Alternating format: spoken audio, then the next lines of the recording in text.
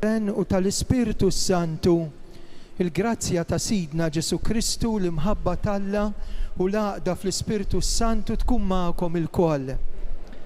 F'isem Ġesu ħaj tasal it-tislima l-kull wieħed u waħda minnkom. Tislima li tmur anke lejn dawk li qegħdin jitolbu magħna, forsi għax morda jew anzjani. Mid-djar imxerdin ma' Malta u Għawdex flimkien mal-emigranti tagħna. Qegħdin hawnhekk f'santwarju għażiż u Ġesu iżurna partikolarment lil dawk li għaddejjin minn mumenti partikolari. Nitlob u nitolbu għall-intenzjonijiet tagħkom kull wieħed u waħda minnkom. Ħuti ejjew nagħtu bidu għal dil qudiesa billi nitolbu maħfra mid-dnubiet tagħna. Nistqar l-Alla li jista' kollox lilkom ħuti għax jiena dnibt ħafna bil-ħsieb, bil-kliem bl-emil u billi ħallejt dmirijieti. Ħtija tiegħi bl-ikbar ħtija tiegħi. Għalhekk nitlob l-imqazza Marija dejjem Verġni, l-anġlu u l-qaddisin kollha u lilkom ħuti itolbu għalija. Eħenna għalina Alla li jista' kollox jaħfrilna dnubietna iwassalna għal ħajja ta' dejjem. Mulej ħniena, Kristu ħniena, mulej ħniena. Flimkien, glorja l-Alla. Paċi fl-art il-bnedmin ta' rieda tajba. Infaħruk, inberkuk, nadurawk, natuk ġieħ. Irroddulek ħajr, glorja kbira tiegħek. Mulej Alla, Sultan tas-sema, Alla missier li tista' kollox. Mulej jiben waħdini Ġesu Kristu. Mulej Alla, ħaruf t'Alla bin il-missier. Inti li tneħħi d-nubiet tad-dinja ħenna għalina. Inti li tneħħi d-nubiet tad-dinja il-qattalb tagħna. Inti li qiegħed fuq il-lemin tal-missier ħenna għalina. Għax inti waħdek qaddis, inti waħdek mulej. Int waħdek l-oli Ġesu Kristu mal-Ispiritu Santu fil-glorja tal-missier Alla. Amen.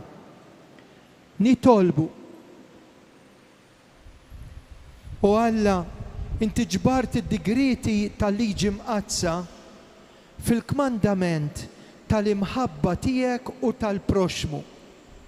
Għamel li nħarsu il-preċetti tiegħek ħajkun jistħoq inna naslu fil-ħajja ta' dejjem bibnek Ġesu Kristu Sidna li hu Alla miegħek jgħixu jsaltan flimkien mal-Ispiritu Santu għal dejjem ta' dejjem.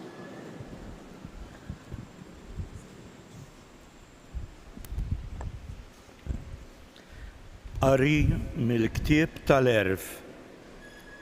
In-nies ħżiena qalu non żbulu lil-ġust għaliex hu ta' xkiel għalina fit-triqatna u kontra l-emejjel tagħna.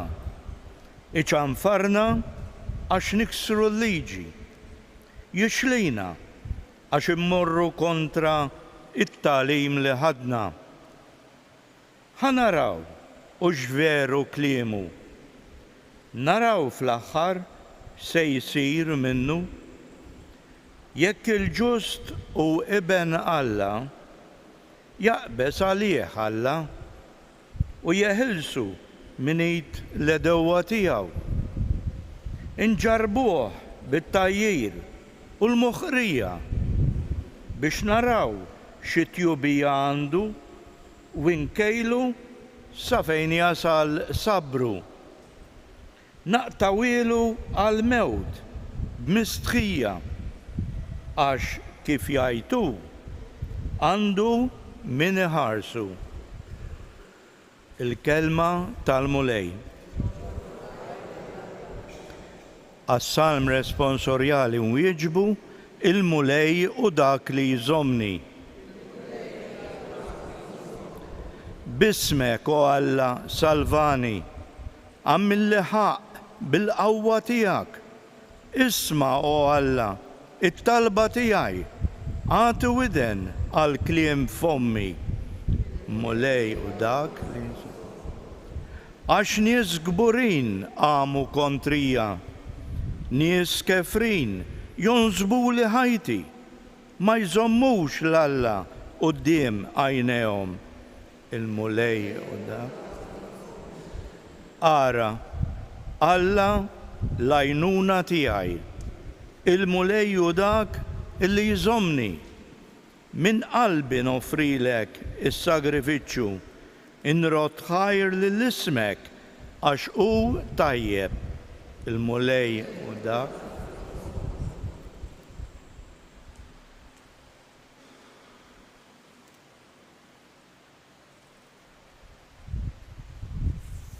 Qari mill-ittra ta' San Ġagu Apostlu, Eżis. Fejn hemm lejra u l-ġlied, hemm missieb it-taqlib u kull xorta ta' ħażen. L-erf li ġej mis-sema qabel kollox u erf safi. Imbagħad u erf li jfittex is-sliem, it-tjubija u l-ħlewwa. Huwa kollu ħniena u frott tajjeb bla ma jħares l-enuċuħ u bla erq. Dawk li jfittxu sliem jiżergħu fi sliem u jkollhom il-frott tal-ġustizzja. Minnejn hu ġej il-ġlied u t-tilwim ta' bejnietkom. Jaqgħu mhux minn dan mill-passjonijiet li hemm jitqabdu f'ġisimkom, tixtiequ u ma ssibu xejn, imbagħad toqtlu u tgħiru bla ma tistgħu tieħdu xejn. Imbagħad tiġġieldu u titqabdu. Ma għandkom xejn għax ma titolbux. Titolbu u ma tiksbux għax titolbu ħażin. Titolbu ħajkolkom xi tberbqu fix-xalar. Il-kelma tal-mulej inroddu ħajr il-Alla. Jekk jogħġobkom inqumu bil-wifqa. Alleluja, alleluja, alleluja. Alla sejħilkom permezz tal-Evanġelju tagħna biex ikolkom sehem fil-glorja ta' Ġesu Kristu.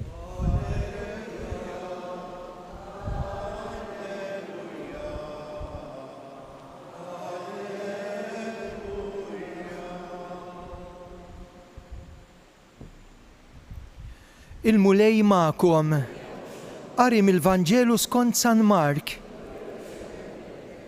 F'dak iż-żmien Ġesu id-dixxipli tiegħu għaddew minn nofs il-Galilija u ma ried li ħadd ikun jaf għax beda jgħallem lid-dixxipli tiegħu u jgħidilhom bin il-bniedem se jingħata f'idej il-bnedmin, joqtluh u meta jkun maqtul wara 3 ijiem iqum mill-mewt. Iżduma ma fehmuhx dal-kliem u beżgħu jistaqsuh. Waslu Kafarnawm u meta kienu d-dar staqsihom x'kontu qed titħattu bejnietkom fit-triq? Iżduma baqgħu sikta għax fit-triq kienu qed jitħattu bejniethom fuq min kien l-akbar. Imma Ġesu qagħad bil-qiegħda sejjaħ it-tnax u qalilhom jekk xi ħadd ikun irid ikun l-ewwel, għandu joqgħod wara kulħadd u jkun il-qaddej ta' kulħadd. U ressaq lejh tfajjel ċkejken. Qiegħdu f'nofshom. Ħadnu bejn dirajh u qalilhom kull min jilqa' wieħed minn dawn iċ-ċkejknin ikun jilqa' lili. U min jilqa' lili jkun jilqa' lil dak li batni. Il-kelma tal-mulej tifħir lilek Kristu.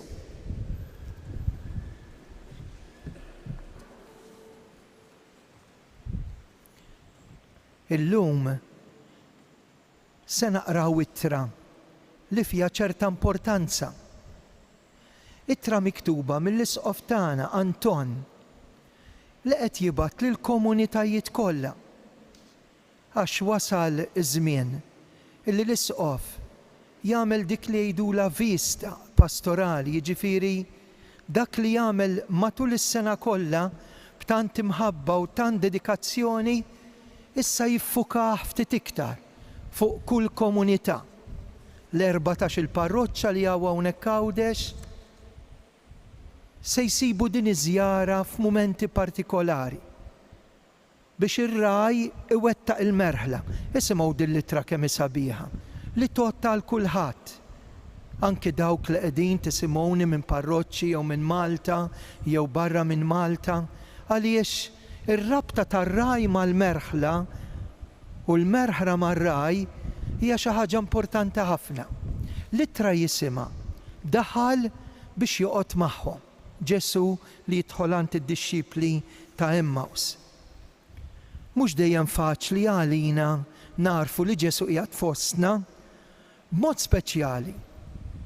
Meta xi ħadd jgħaddi mill-problemi u jgħaddi mid-diffikultà, tgħid fejn int. Imma Alla jimpurtah mill-problemi tagħna. L-istorja tal-Vanġelu tal-lum tista' tkun l-istorja tal-familja tagħna. Id-dixxipli bdew jitlewmu bejniethom fuq minn minnhom kien l-iktar importanti. U Ġesu kien jimpurtah l-inkwiet tagħhom u qalilhom x'kontu qed titħattu bejnietkom fit-triq. Hija l-istess mistoqsija li Ġesu jagħmel lil dawk iż-żewġ dixxipli ta' Emmaus meta jgħidilhom huma mexxin lejn darhom u jitħattu fuq id-diffikultajiet tagħhom. U Ġesu jersaq lejhom u jibqa' miexi magħhom. Wara li sema x'kienu qed jgħidu bejniethom u wkoll beda jgħid tiegħu u fissrilhom il-kelma t'Alla li kienet titħaddet fuq il-ġrajiet li kienu qegħdin jinkwetawhom. Tant kien jagħmel sens dak li qalilhom li meta qorbu lejn id-dar stednuh biex jgħaddi sandhom u daħal Ġesu u qatt magħhom. U hemm marfuh waqt li kienu qed jaqsmu l-ħobs. U fil-Vanġelu li smajna llum, Ġesu wkoll jitkellem mad-dixxipli tiegħu fl-intimità tad-dar.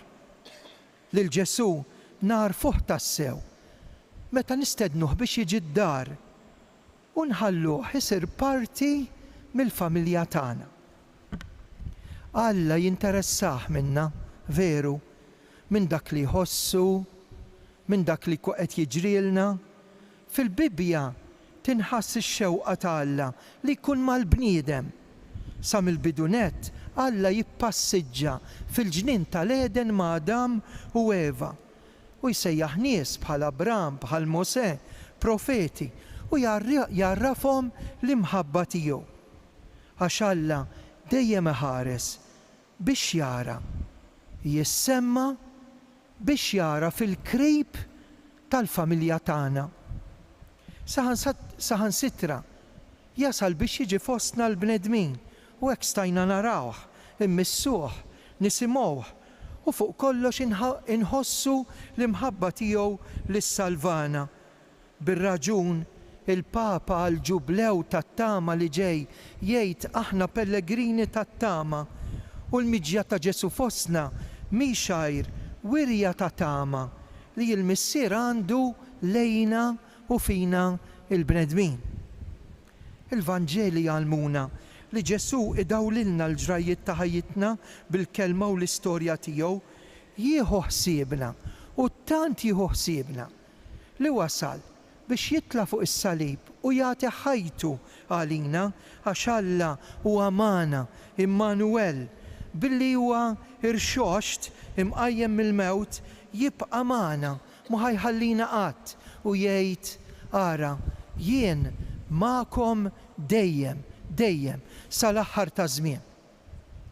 Billi se jżur il-parroċċi l-isqof jgħid il-parroċċa hija post fejn illum Ġesu jiltaqa' magħna. Ġesu għadu ħaj magħna llum u din xi ħaġa tassew mhux taċċajt. Qed ngħid li fil-kelma tal-Vanġelu u fl-imħabba ta' xulxin, speċjalment l-imħabba lejn il-foqra. Qiegħed magħna meta niċċelebraw il-festi tal-qaddis jew qaddisa tal-parroċċa, imma fuq kollox qiegħed magħna anke bħalissa waqt li niċċelebraw il-quddisa, l-Ewkaristija. Għalkemm il-preżenza tiegħu mhix marbuta ma' post jew ma' żmien, Ġesu għażel il-Knisja biex permezz tagħha jkun preżenti fostna mod sħiħ, il-parroċċi tagħna bid-difetti kollha tagħhom huma post konkret fejn il-preżenza ta' Ġesu tinħass u tista' tkompli tikber aktar minn qatt qabel f'dan iż-żmien li fih huwa żmien ta' sinodalità. Kull parroċċa għandha sejħa dal-valur.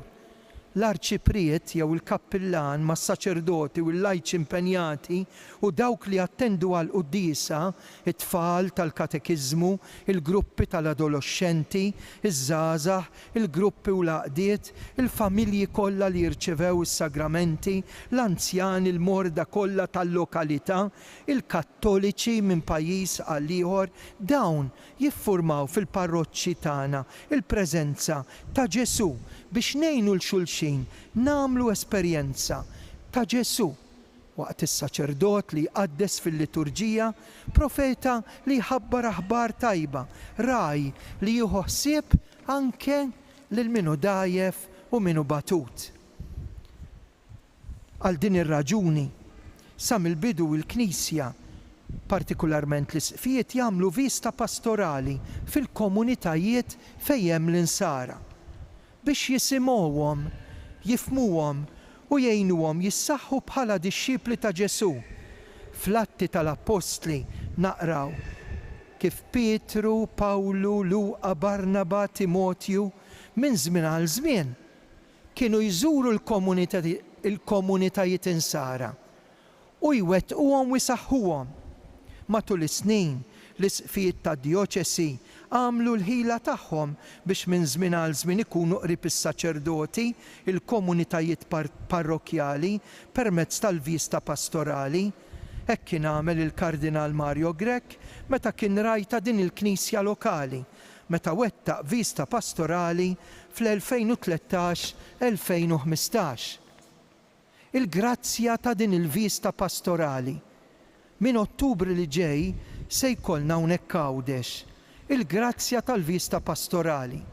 Flimkien ma' xi saċerdoti u lajċi ippreparati jgħidilna l-isqof se jiġi iżur kull parroċċa li għandna fid-dijoċesi Awċija u jibqa' magħna ġimgħa sħiħa. Matul dil-ġimgħa nixtiequ niltaqgħu possibilment ma' kull min jagħmel parti mill-parroċċa. Se jkun hemm irtira s-saċerdoti u reliġjużi, laqgħat ma' tfal, il-ġenituri, l-adolescenti, iż-żgħażagħ, l-arajjes, il-ġenituri tagħhom, laqgħat mal-familji, man-nanniet, l-anzjani, mal-kattoliċi ta' nazzjonijiet oħra u fuq kollox żgħajjar il-morda. Għal dan lan qed jitħejja programm ma' kull wieħed mill-kappillani u l-arċiprieti tagħkom. Min qalbi nixtieq inħeġġiġkom biex titolbu flimkien miegħi biex minn dil-vista pastorali joħroġ ġid spiritwali u materjali għal komunitajiet parrokjali tagħna.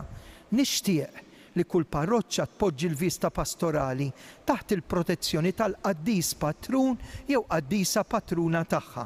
Nixtieq fl-aħħar nett nistieden l-arċiprieti u l-kappillani kollha flimkien mas-saċerdoti u reliġjużi, irġiel u nisa, lajċi konsagrati, lajċi membri tal-għaqdiet kollha tal-parroċċi biex ikunu preżenti nhar il-Ħadd 29 ta' Settembru fis-6 ta' filgħaxija fil-Knisja Katedrali biex niftħu uffiċjalment il-vista pastorali 2024-2025.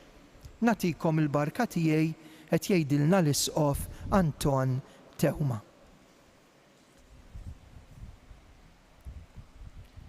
Nistqarru l-fidi tagħna, jiena nemmen falla wieħed, il-missier li jista' kollox, ħalaq is-sema u l-art, dak kollu li jidher dak li ma jidirx.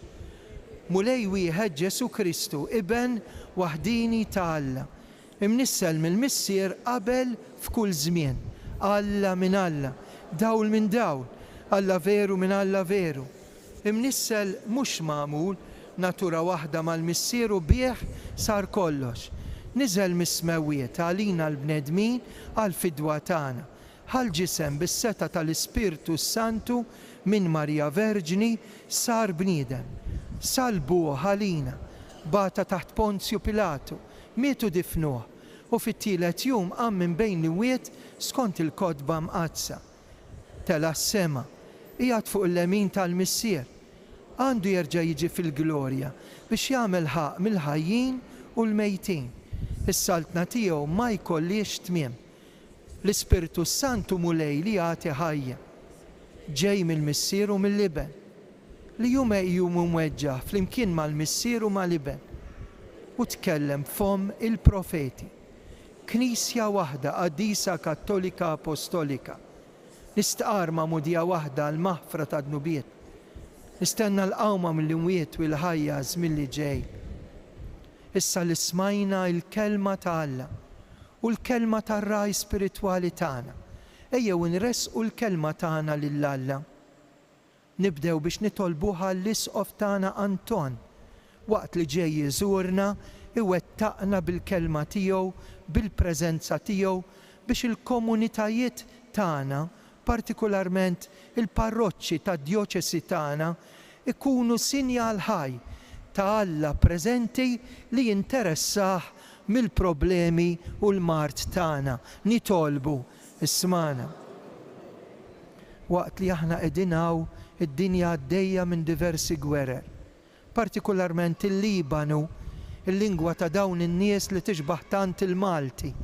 Hekk nitolbu għalihom biex il-mulej iwettaqhom, partikolarment biex ma tkomplix tixteret il-gwerra u l-gwerer fid-dinja kollha. Nitolbu għal kull wieħed u waħda minnkom. Hawn ħafna nies li tiġu minn Malta. Intom li qed issegwuna fuq UTV, nitolbu għal Dunġwan Farrugia li joħsib dan il-mezz ta' xandir. Nitolbu għas-saċerdoti kollha l-aktar dawk morda, dawk li huma dgħajfin, u nitolbu għal dawk illi qegħdin jaħsbuha bħala żgħażagħ x'deċiżjoni jieħdu għal ħajjithom. Nitolbu għal dawk il-koppji li jixtiequ wilt, għal dawk li kellhom tarbija, għal dawk li tilfu l-xi ħadd ta' għażiż, il-mejtin tagħna. Nitolbu għal mejtin tagħna, partikolarment għal wieħed żagħżugħ, Stephen Attard, illi tant tani mal-liturġija bħala organista, tant tana kitbiet sbieħ, partikolarment meta għamel il-musical lil San Juan Bosco, Giovannino. Nitolbu għal ommu, nitolbu għal ħuħ, Sur Mast Colin Attard, u nitolbu għal dawk kollha li jitilfu l-xi ħadd ta' għażiż, partikolarment feta żgħira mart terminali. Nitolbu. Fiskiet hekk nistieden il-kulħadd, anke dawk li qegħdin fit-truf. Tista' tressaq it-talba tiegħek.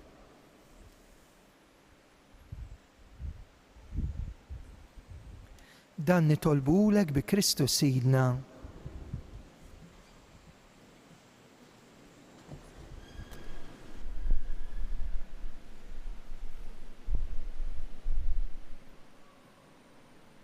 Imbierek int mulej Alla tal-ħolqien kollu, fit-tjubitek tajtna l-ħobs li qegħdin nofrulek, frott tal-art xogħol il-bniedem minnu jsir għalina l-ħobs tal-ħajja.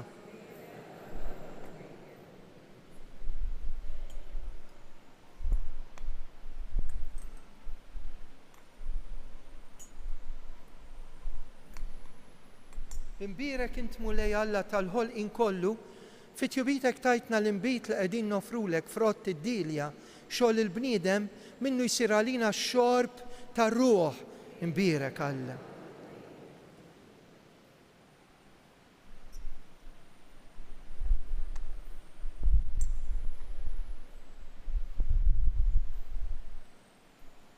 Itolbu ħuti biex is-sagrifiċċju tiegħi u tagħkom ikun joġob l-Alla l-Missier illi jista' kollox.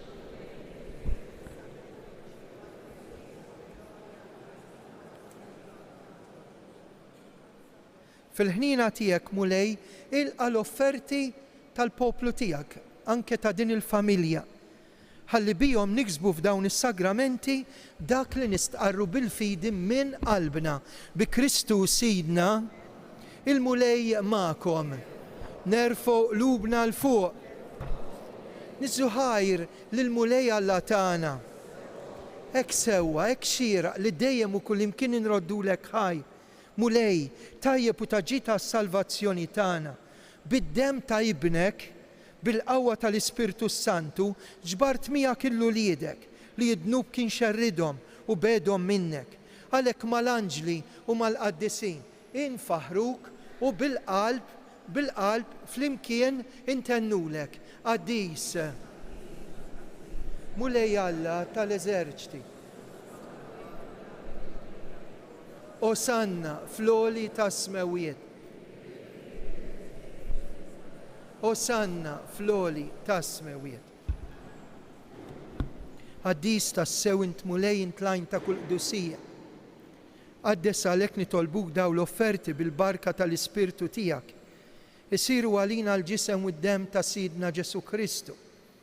Meta kien ser jingħataw minn raj ħibati, ħal-ħobs radd il-ħajr qasam tali d-dixxipli tiegħu u qal: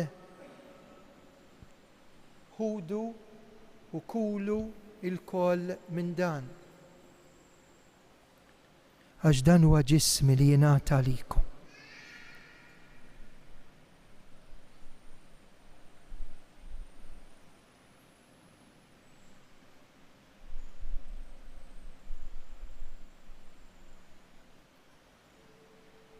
Ekku kol wara li klaħal kalċi.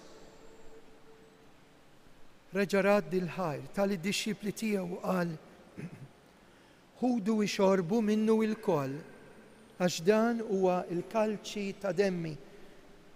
Tal-patt il-ġdid li jibqa' dejjem id-demm li jixxerret għalikom għal bnedmin kollha għal maħfra ta' dnubiet. Għamlu dan tifkira tiegħi.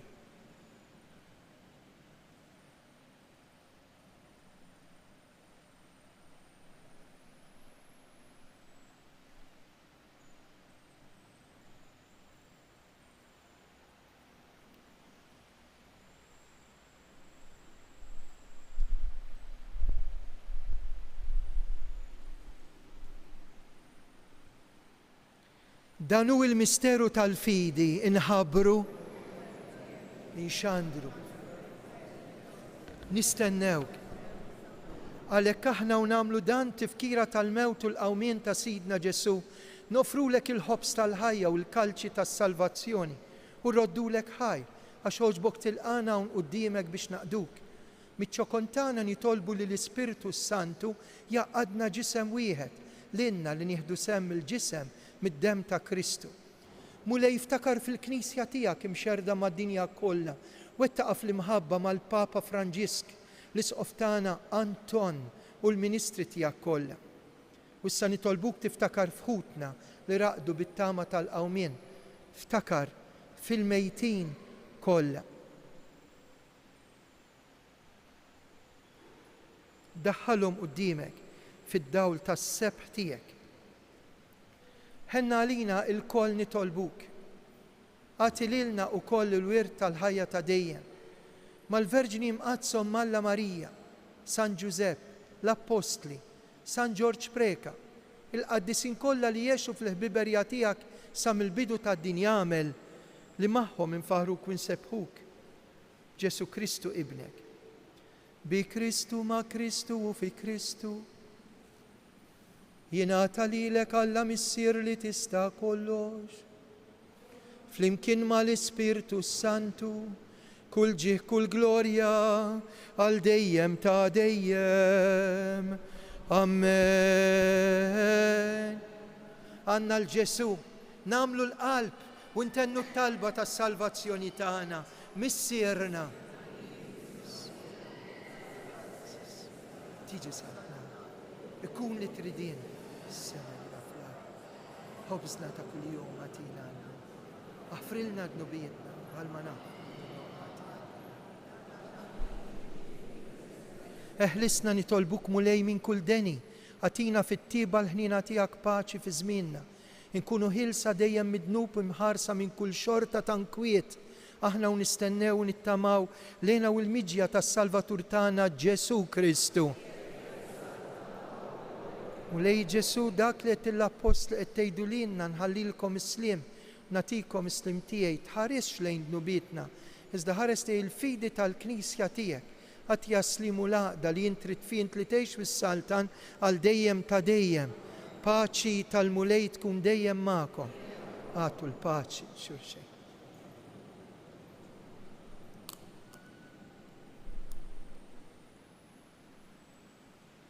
Nejdu flimkien waqt li nibqgħu bil-wieqfa ħaruf talla.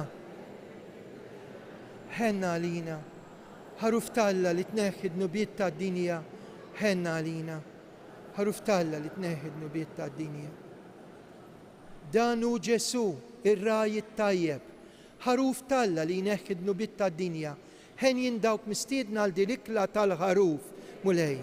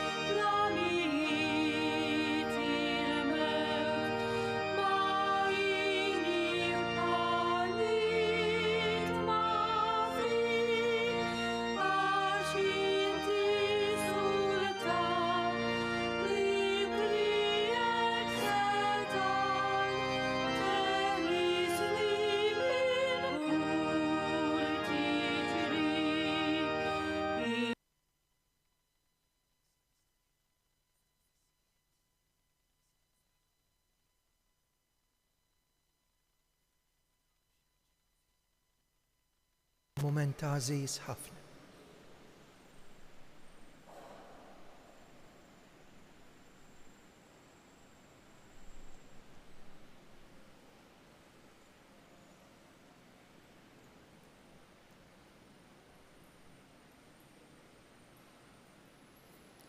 Bil-lum hija festa nazzjonali, hekk se nistedinkom biex flimkien nagħmlu talba lill-Alla tal-poeta Malti Duncan Psajla.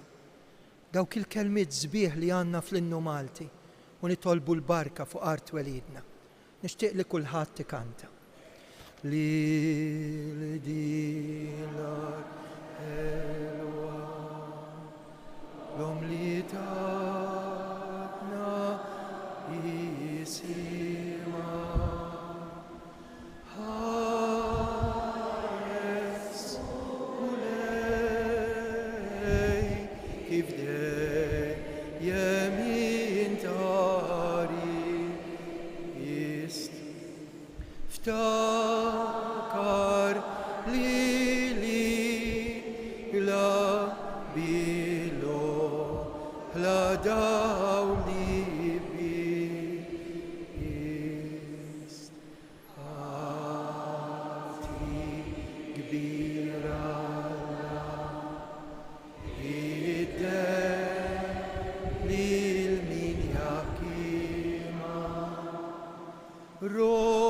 rot il-ħnina lissi saħal il-ħadim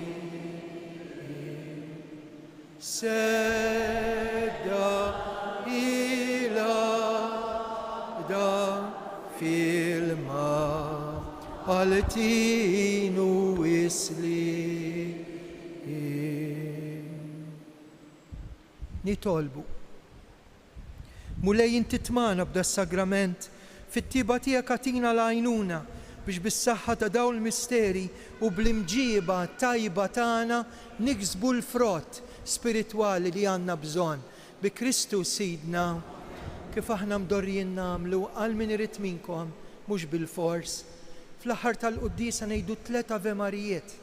Hekk talbet il-Madonna minn dan il-kwadru il-Karmela Grima. Żgur li hawnhekk hawn minkom min għandu bżonn grazzja partikolari. U għalhekk nistieden lilkom li ġejtu mill-qrib jew mill-bogħod minn wara jkun irid ikompli jitlob u nittolbu talba partikolari, tistgħu tidħlu, nistedinkom tidħlu ħdejn il-kwadru devot tal-Madonna fil-kappella, hekk kif kienet propju il-post minn il-Madonna sejħet li twajba Karmela Grima. Il-mulej ma'kom. Iberikkom Alla li jista' kollox, il-Missier Liben u l-Ispirtu Santu. Slim għalik Marija, bil-grazzja mimlija, il-mulej miegħek. Imbirka int fost in-nisa, imbirek il-frott tal-ġuf tiegħek Ġesu. Għadisa Marija Ummal. Issa fissija. Slim għalik Marija, grazzja mimlija, il-mulej miegħek. Imbirka int fost in-nisa, imbirek il-frott tal-ġuf tiegħek Ġesu. Għadisa Marija Ummal. L-palina midinbin, issa fissija. Slim għalik Marija, il-grazzja minnija, il-mulej mija. Birek il-frott għal-ġuf tiegħek Ġesu. Għadisa Marija Ummal, l-palina midinbin, issa fissija. Nselmula, Madonna ta' Pino, Sultana tal-familja, ħarstek fuqna dejjem żomm. Morru fil-paċi ta' Kristu.